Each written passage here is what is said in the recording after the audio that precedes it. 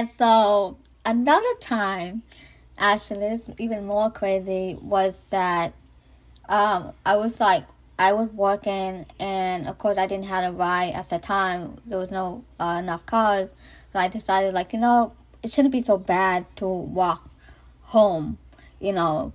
And of course, remember, we were still living in Las Vegas, and daytime it gets really hot, like 100 degrees or even more than 100 degrees, like 120 degrees outside, and you can barely see anybody walking anywhere in the middle of the day. And so I was like, you know what? It shouldn't be so bad to walk 8 miles.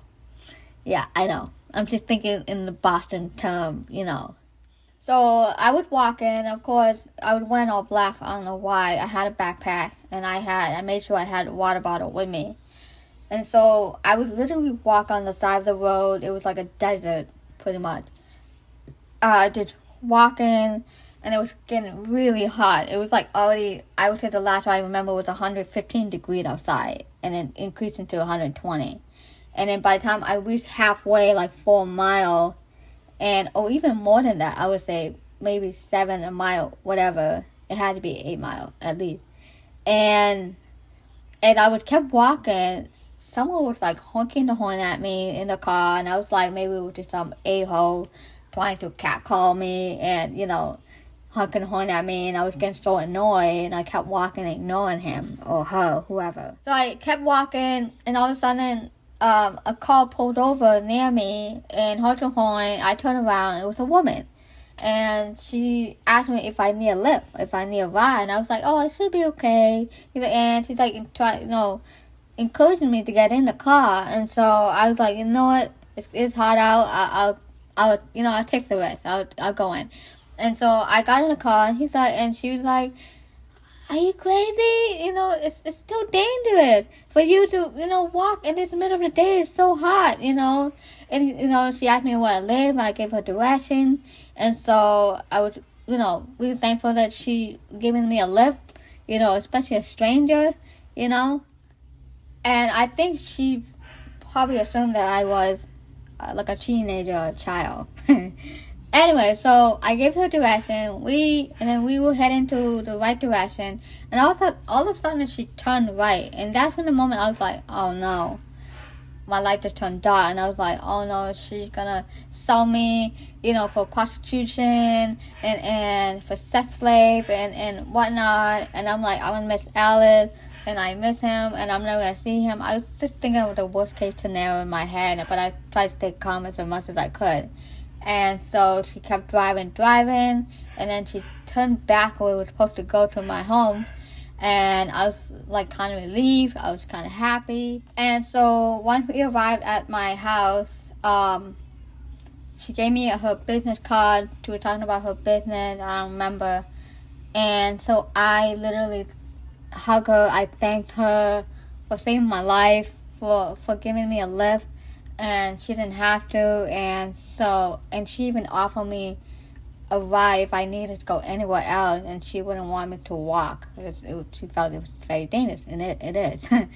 So I go home, rush home. I say bye to her. I rush home, and I went to my bedroom. I went to the bathroom, and I started curled up and cry and on my knee and crying and thanking whoever, again, probably thanking God that I was saved by a guardian angel.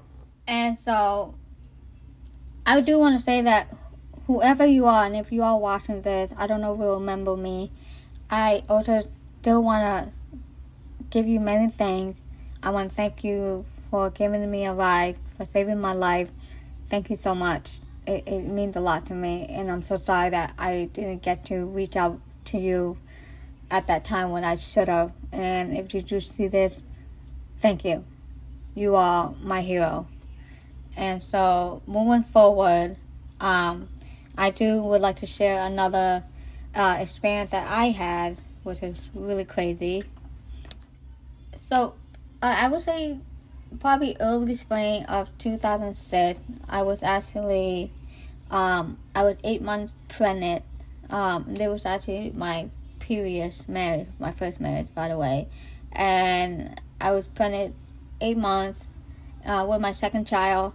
and apparently I was in labor all night, and then we had to go to the ER the next morning, and I was getting pain, the contraction was getting stronger and longer, and the moment that I got in my private room, I was told to change into a gown, and all of a sudden I was bleeding, and I was like, oh, that's bad news, that's not looking good. And I was told to lay down on the bed. They were doing blood tests, ultrasound, everything, and all of a sudden they had to rush to the operation room immediately, because apparently my daughter was being strangled by an umbilical cord, and so they had to do emergency C-section, and then so they put me to sleep.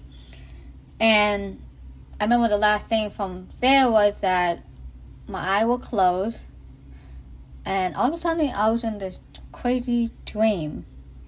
Like I was in heaven. Somewhere, it was like just somewhere. Like, and it looked like heaven. Like everything was looking so nice, calm, very peaceful. And so apparently I was sitting on a chair. I don't know what it was. A chair or stool. And there was this big round table in front of me. A big round table. And then next to me was God himself. And he was sitting on his throne. And he was like this humongous, gigantic spirit or human. Or the way I picture him. And he was wearing this white gown, really nice white long gown. His hand was rested on the armrest. And he had this long, wavy, white, gray hair. And the only thing I didn't get to see his face because it was kind of blurry or blocked. I couldn't see it. And he had a beard. I don't know why I remember that.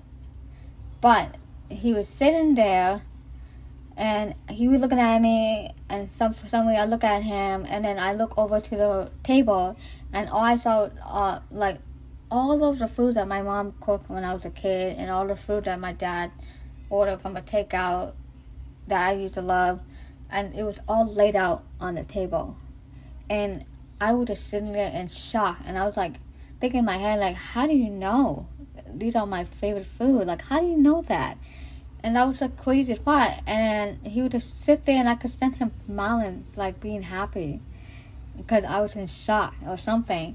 And I remember I was trying to dive in, and that's when the moment I woke up. I did woke up. Once that dream was over, I woke up, and I was actually in recovery room. And I woke up, and I was confused, but then I remember I was so hungry. I was really hungry. I was like, I'm hungry. And my ex-husband was there, sitting next to me, waiting. And I didn't look at him. I was like, I want some Snicker bar. I'm not even kidding. I was really hungry. But I would never forget that dream. It was crazy. And I would tell you, like, God will always find a way to meet people or trying to get people to get to know him. And he always find a way of doing that, It's just crazy. It is. Just thinking about that dream, I would say by the time I decided to accept Christ, I would say back in May 2022, because I felt like there was a time for me to know God, to understand God, get to build a relationship with him, especially after all the time that he'd been there, saving my life, saving many lives of my family, especially Ella. And, and I felt like, it was time for me to, accept Christ. So I started praying in late 2021, but with no knowledge of how to pray or to do anything. But then I actually decided to start reading the Bible, which was King James Version, back in May 2022, because I felt like I had to know God to understand him and build a relationship. And so I actually start reading it daily, and I actually finished reading that Bible in February 2023, and then I decided to read again, which is English Standard Version, and I just decided to read that daily. And so at the same time, I was struggling to find a church. And so it was really hard to find a church because I wanted to make sure I found a good one. And then especially after hearing a lot of churches that didn't really do what they're supposed to be doing, and the Tide, the mega church, and progressive churches. I wanted to avoid all that, and so it was kind of hard to find one, And so I was that kind of type of Christian that, I don't need to go to church. As long as I pray and read the Bible, I'm good. I'm good. But no. I think it's very important for Christians to go to church, at least, to be part of the community and, in the fellowship with other brothers and sisters. And I think that's really important, to build relationship with others as well. And so we actually found a really good one in our community, which is Grace Bible Church, and it's actually a Baptist church. And so I actually like it, and the pastor is really good, and people that work there or volunteer are amazing, and I felt like a family there. I love it, and I'm so happy about that. My husband, Alice, and we actually got baptized in April 2023, and I'm very happy about that. I decided to go forward and decide to officially become, a follower of Christ. And I don't regret that, and I want to be a lot closer to God every day. And, yeah. And I don't regret that. I'm really happy about it, that I feel a lot closer to God. And, and I do. I feel really close to Him.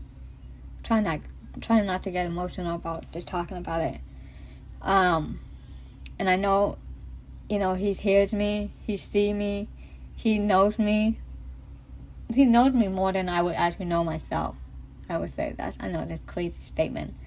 And so, living in Florida after going through a few crazy moments again, actually got me a lot closer to God. It really did.